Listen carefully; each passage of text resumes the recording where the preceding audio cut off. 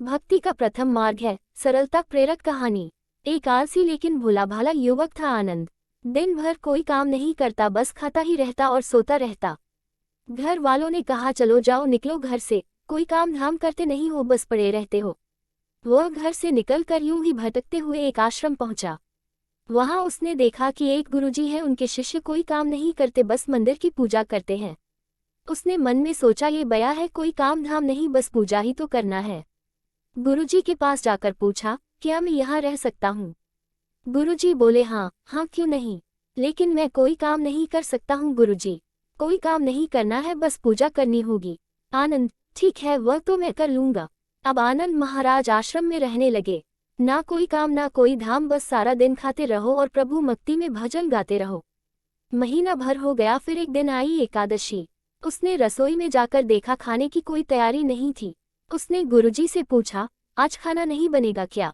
गुरुजी ने कहा नहीं, आज तो एकादशी है, तुम्हारा भी उपवास है। उसने कहा नहीं, अगर हमने उपवास कर लिया तो कल का दिन ही नहीं देख पाएंगे हम नहीं कर सकते उपवास, हमें तो भूख लगती है।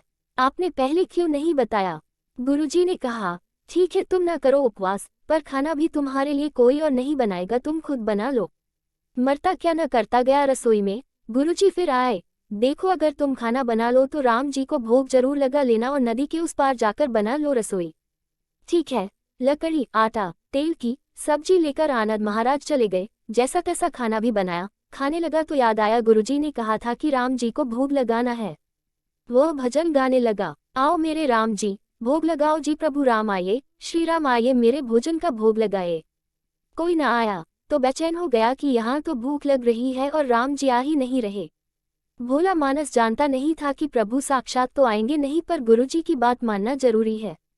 फिर उसने कहा देखो प्रभु राम जी, मैं समझ गया कि आप क्यों नहीं आ रहे हैं। मैंने रूखा सूखा बनाया है और आपको तरमाल खाने की आदत है, इसलिए नहीं आ रहे हैं। तो सुनो प्रभु, आज वहाँ भी कुछ नहीं बना है, सबकी एकादशी है, खाना हो तो ये भोग ही खा लो। श्री राम अपने भक्त की सरलता पर बड़े मुस्कुराए और माता सीता के साथ प्रकट हो गए। भक्त असमंजस में, गुरुजी ने तो कहा था कि राम जी आएंगे, पर यहाँ तो माता सीता भी आई हैं और मैंने तो भोजन बस 2 लोगों का बनाया है। चलो कोई बात नहीं, आज इन्हें ही खिला देते हैं।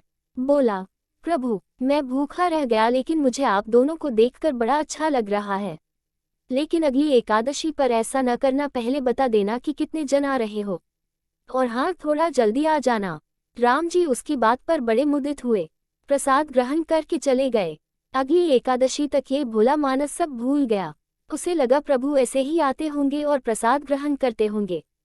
फिर एकादशी आई। गुरुजी से कहा मैं चला अपना खाना बनाने, पर गुरुजी थोड़ा ज्यादा अनाज लगेगा, वहाँ 2 लोग आते हैं। गुरुजी मुस्कुराए, भूख के मारे बावला है। ठीक है ले जा और अनाज ले जा। अब की बार उसने 3 लोगों का खाना बनाया। फिर गुहार लगाए प्रभु राम आए, सीताराम आए, मेरे भोजन का भोग लगाए। प्रभु की महिमा भी निराली है। भक्त के साथ कौतुक करने में उन्हें भी बड़ा मजा आता है। इस बार वे अपने भाई लक्ष्मण, भरत, शत्रुघ्न और हनुमान जी को लेकर आ गए। भक्त को चक्कर आ गए, यह क्या हुआ, एक का भोजन बनाया तो 2 आए, आज 2 का खाना ज्यादा बनाया तो पूरा खानदान आ गया। लगता है आज भी भूखा ही रहना पड़ेगा। सबको भोजन लगाया और बैठे बैठे देखता रहा। अनजाने ही उसकी भी एकादशी हो गई। फिर अगली एकादशी आने से पहले गुरुजी से कहा गुरुजी ये आपके प्रभु राम जी अकेले क्यों नहीं आते, हर बार कितने सारे लोग ले आते हैं, इस बार अनाज ज्यादा देना। गुरुजी को लगा कहीं यह अनाज बेचता तो नहीं है, देखना पड़ेगा जाकर। भंडार में कहा इसे जितना अनाज चाहिए दे दो और छुपकर उसे देखने चल पड़े। इस बार आनंद ने सोचा खाना पहले नहीं बनाऊंगा, पता नहीं कितने लोग आ जाएं, पहले बुला लेता हूँ फिर बनाता हूँ। फिर टेर लगाए प्रभु राम आए, श्री राम आए, मेरे भोजन का भोग लगाए। सारा राम दरबार मौजूद। इस बार तो हनुमान जी भी साथ आए, लेकिन ये क्या प्रसाद तो तैयार ही नहीं है। भक्त ठहरा भोला भाला, बोला प्रभु इस बार मैंने खाना नहीं बनाया। प्रभु ने पूछा क्यों। बोला मुझे मिलेगा तो है नहीं, फिर क्या फायदा बनाने का, आप ही बना लो और खुद ही खा लो।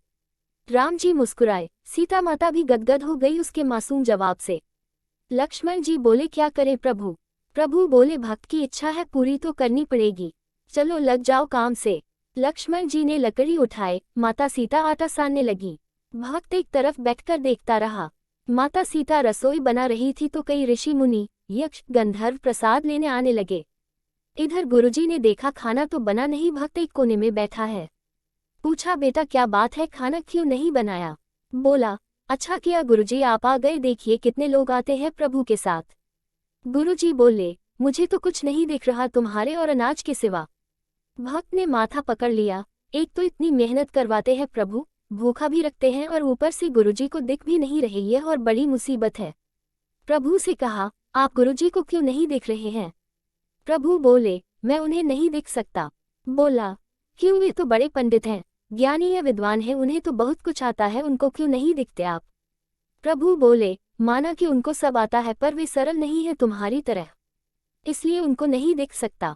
आनंद ने गुरुजी से कहा, गुरुजी प्रभु कह रहे हैं आप सरल नहीं है इसलिए आपको नहीं दिखेंगे।